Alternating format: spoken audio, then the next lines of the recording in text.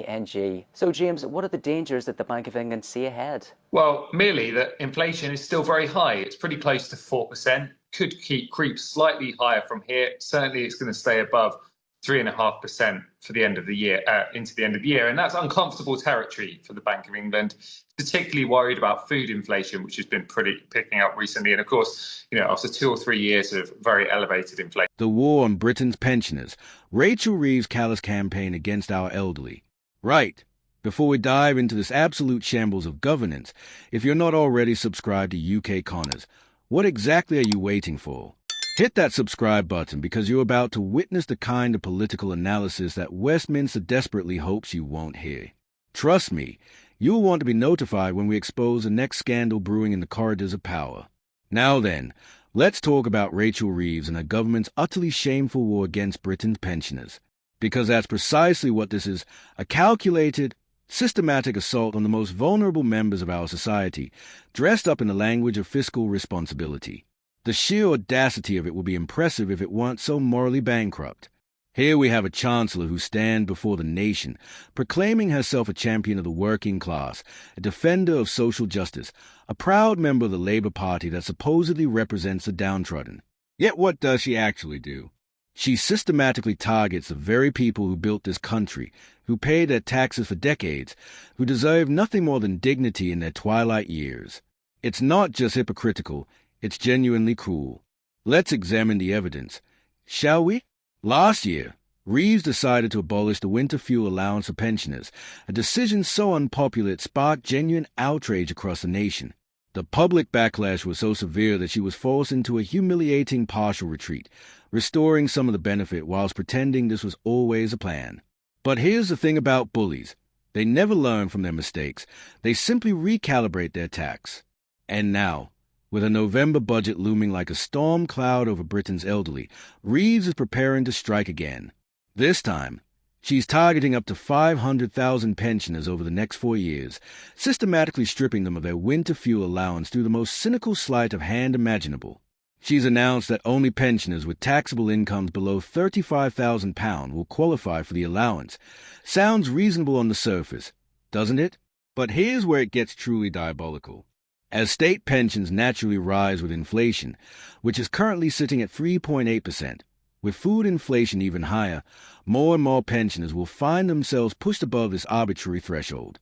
They are not becoming wealthier, mind you. They are simply seeing their meager incomes adjust to keep pace with the rising cost of living.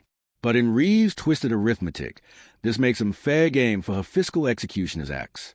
The government has the unmitigated goal to classify 9 million pensioners as economically inactive, as if retirement is some sort of lifestyle choice rather than the natural conclusion of a working life.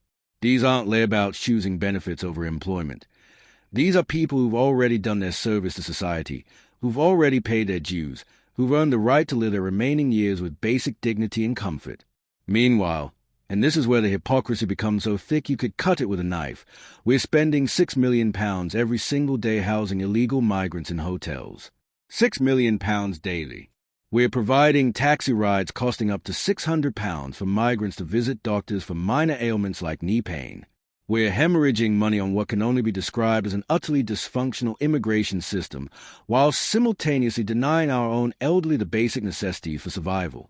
The mathematics of misplaced priorities couldn't be starker. We lavish billions on foreign nationals who contributed nothing to our treasury, whilst penny-pinching with pensioners who spend entire lifetime filling government coffers through their taxes and national insurance contributions. It's not just wrong, it's an inversion of every principle that should govern a civilized society. Enter Torsten Bell, the pensions minister who's become Reeves' willing accomplice in this assault on the elderly. This is the same Bell who campaigned for years to abolish the triple lock on pensions, who blithely declared last year that reducing winter fuel payments wouldn't harm pensioners' health. One has to wonder, from what lofty perch does this man make such pronouncements? Bell, comfortably ensconced in his taxpayer-funded position, earning a minister's salary plus expenses that would make most pensioners' eyes water, has the audacity to lecture us about fiscal responsibility whilst remaining completely insulated from the consequences of his decisions. His heating bills are covered by his generous expense account. His comfortable lifestyle is guaranteed by the very taxpayers he is now targeting for cuts. The irony would be laughable if the consequences weren't so tragic. Because let's be absolutely clear about what these policies mean in practice. We're talking about pensioners who spend winter months huddled in overcoats and jumpers, too terrified to switch on their heating because they simply cannot afford the bills. We're discussing elderly people whose arthritis flares up in cold homes, whose respiratory conditions worsen when they can't afford adequate warmth, whose very health deteriorates because this government has decided that comfort is expendable. Britain has the highest energy prices in Europe, the highest. Yet rather than addressing this fundamental problem, rather than tackling the energy companies that are profiteering from people's basic needs, this government chooses the easy target. They choose to balance their books on the backs of those least able to fight back. The really galling aspect of all this is that we're told repeatedly how Britain simply cannot afford to properly fund state pensions. Yet somehow, mysteriously, we can afford to maintain one of the most generous benefit systems in the world for those who've never contributed a penny to our society. We can afford to house, feed, and provide health care for unlimited numbers of illegal migrants, but we cannot afford to keep our own elderly warm. Our state pension is shamefully inadequate by international standards, around £850 per month, placing recipients well below the poverty line. In civilized European nations, retirement is seen as a reward for a lifetime of contribution. Hey, it's treated as an inconvenient drain on resources. We allocate a smaller proportion of GDP to state pensions than virtually any comparable nation, yet we act surprised when our elderly struggle to survive. The 1.5 million pensioners who rely solely on state pensions aren't living in luxury. They're existing in what can only be described as state-sanctioned poverty. Many more survive on combinations of meager state support and tiny private pensions that wouldn't cover a minister's monthly wine bill. Yet we're expected to believe that these people are somehow living high on the hog, that they represent an unsustainable burden on public finances. This narrative that all pensioners are wealthy retirees living off fat private pensions is not just misleading. It's a deliberate lie designed to justify what amounts to theft from the vulnerable. The reality is that most of Britain's elderly are struggling to make ends meet, choosing between heating and eating, postponing medical care because they can't afford it, living in conditions that would shame a developing nation. What makes this entire situation even more infuriating is that we have a government that campaigned on a platform of social justice, of protecting the vulnerable, of building a fairer society. Yet their actions reveal the most callous disregard for those who've already paid their fair share. They are not socialists. They are opportunists wearing socialist masks, targeting those who cannot fight back whilst protecting those who drain our resources. Sir Keir Starmer knows full well that his ministers would revolt if he attempted to tackle the real drains on public finances. He knows that addressing benefit fraud, cracking down on bogus asylum claims, or properly controlling immigration would trigger internal rebellions within his own party. So instead, he and his chancellor choose a path of least resistance, stealing from pensioners who cannot vote them out, who cannot organize effective protests, who simply lack the political clout to defend themselves. The winter fuel allowance isn't a luxury. It's a necessity in a country where energy companies are permitted to charge European record prices for basic utilities. It's recognition that elderly people, living on fixed incomes in often poorly insulated homes, need additional support to survive our brutal winters. Removing this support isn't fiscal prudence. It's condemning thousands of vulnerable people to lives of misery and, quite literally, early death. Because make no mistake, when elderly people cannot afford to heat their homes, they die. Cold kills, particularly among the vulnerable elderly population. Every winter, thousands of excess deaths occur precisely because people cannot afford adequate heating. This isn't some abstract policy discussion.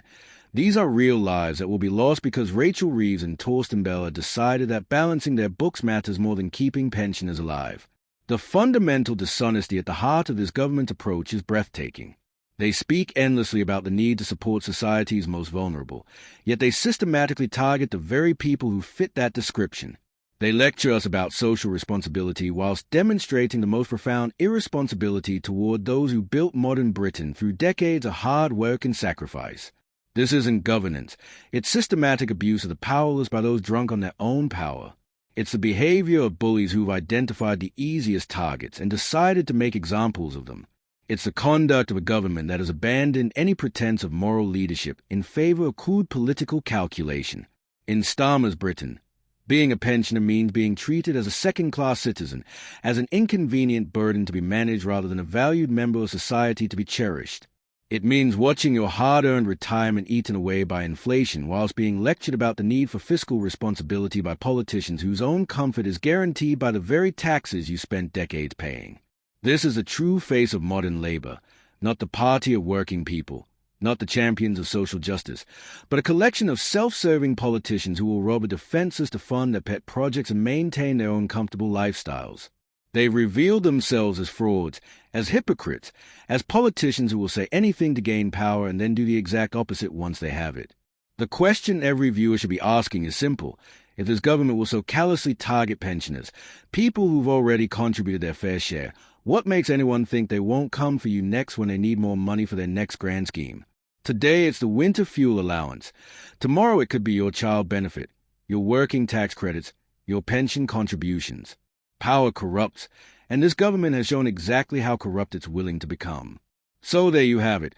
Rachel Reeves' war on pensioners in all its shabby, shameful glory. A chancellor so morally bankrupt that she'll steal from the elderly to fund her political vanity projects. Supported by ministers so disconnected from reality they genuinely believe condemning thousands to cold homes won't harm their health. This is what passes for social democracy in modern Britain. Systematic cruelty dressed up as economic necessity. If this analysis has opened your eyes to the reality of what's happening in Westminster, then you absolutely need to subscribe to UK Connors right now. Because this scandal is just the tip of the iceberg, and you'll want to be here when we expose what this government does next. Hit that subscribe button, because in Starmer's Britain, knowledge really is power, and it's the only defense we have against their next assault on common decency.